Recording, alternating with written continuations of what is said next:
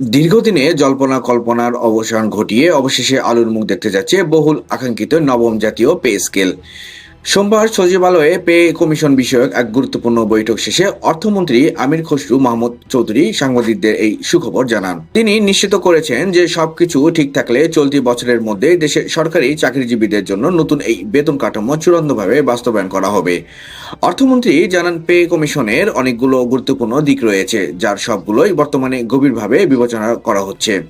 এ নিয়ে আরও পর্যালোচনার প্রয়োজন থাকায় পরবর্তীতে আবারও বৈঠক অনুষ্ঠিত হবে। তবে নতুন পে স্কেল বাস্তবায়নের পর বাজারে সম্ভাব্য মূল্যস্ফীতি নিয়ন্ত্রণে সরকার ঠিক কী ধরনের কার্যকর পদক্ষেপ নেবে সে বিষয়ে এখনও চূড়ান্ত কোনো সিদ্ধান্ত গৃহীত হয়নি। পূর্ণাঙ্গ সিদ্ধান্ত গ্রহণের পর দ্রুতই বিস্তারিত জানানো হবে বলে মন্ত্রী স্পষ্টভাবে উল্লেখ করেন।